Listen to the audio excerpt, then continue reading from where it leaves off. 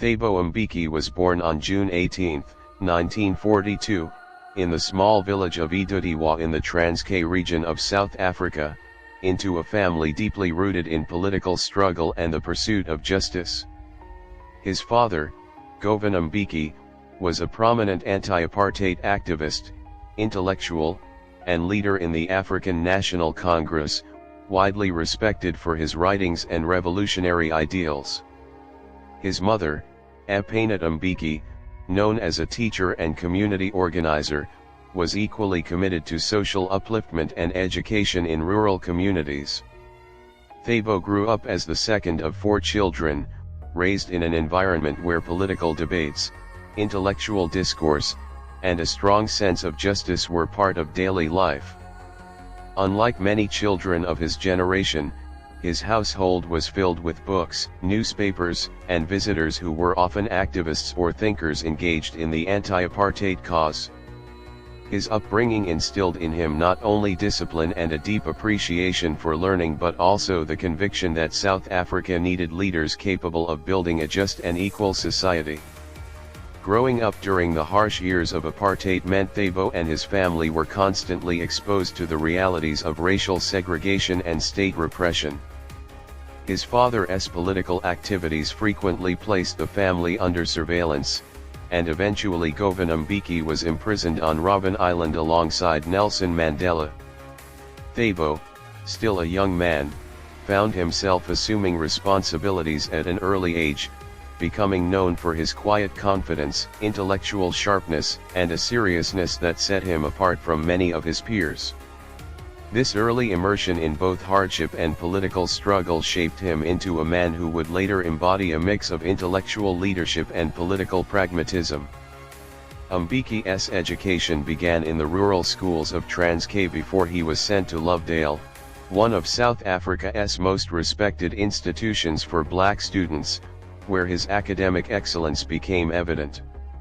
Lovedale had been a breeding ground for African leaders, but it also stood as a constant reminder of the constraints imposed on black South Africans under apartheid.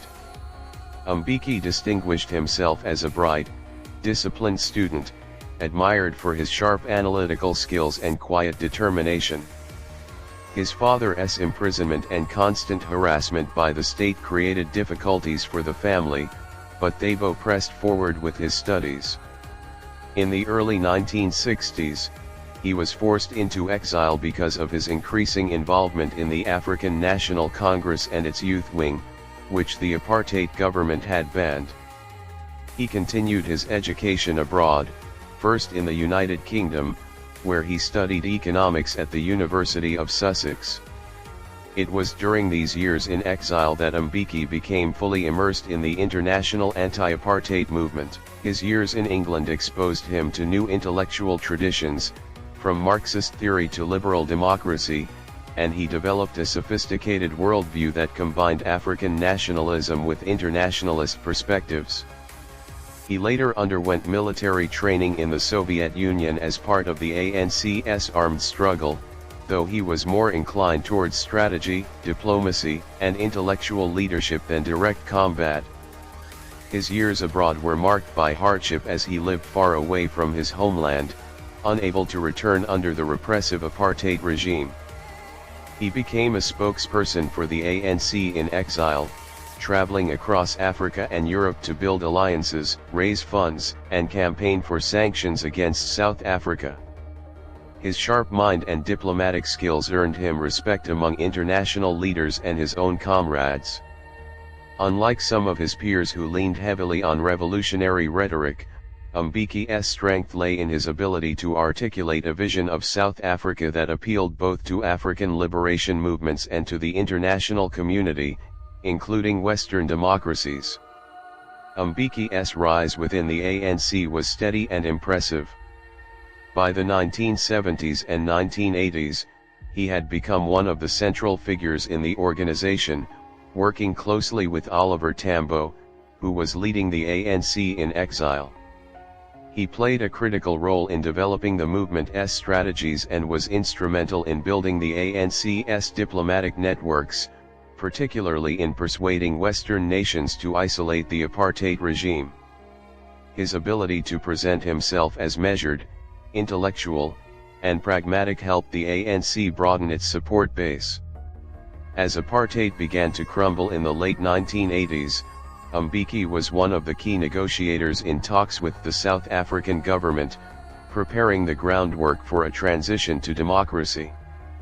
When Nelson Mandela was released from prison in 1990, Mbeki was already positioned as one of the key figures in the new political landscape. He became Mandela's deputy president in 1994 after the first democratic elections, and when Mandela stepped down in 1999, Thabo Mbeki succeeded him as president of South Africa. As president, Mbeki inherited a country still scarred by centuries of racial injustice, economic inequality, and social division. His vision was one of an African Renaissance, a concept that emphasized the rebirth of the continent through unity, cultural pride, and economic development. Domestically, he pursued policies aimed at modernizing the economy, promoting black economic empowerment, and positioning South Africa as a continental leader. He emphasized the importance of higher education, science, and technology, seeking to move South Africa beyond its history of exploitation and into a new era of global competitiveness. Internationally, Mbeki played a central role in creating the African Union and promoting the new Partnership for Africa's Development, initiatives aimed at giving African nations a stronger voice on the world stage. Despite his achievements, Mbeki's presidency was also marked by controversy and criticism. His handling of the HIV/AIDS crisis became the most contentious aspect of his rule. Mbeki was widely criticized for questioning the scientific consensus on the link between HIV and AIDS and for delaying the rollout of antiretroviral drugs in South Africa. This stance was seen by many as disastrous, as South Africa faced one of the highest HIV infection rates in the world. His reluctance to adopt an aggressive public health response is often cited as a major failure of his leadership, costing countless lives. His economic policies, while praised by investors for maintaining stability and growth, were criticized at home for not doing enough to address the deep inequalities that apartheid had created. Unemployment and poverty remained pressing issues, and many South Africans felt excluded from the prosperity of the new democratic order. Within the ANC, Mbeki's leadership style also drew criticism.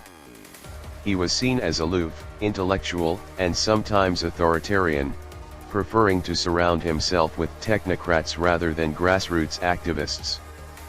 His increasing unpopularity within his own party eventually led to his recall in 2008, before the end of his second term, after a power struggle with Jacob Zuma.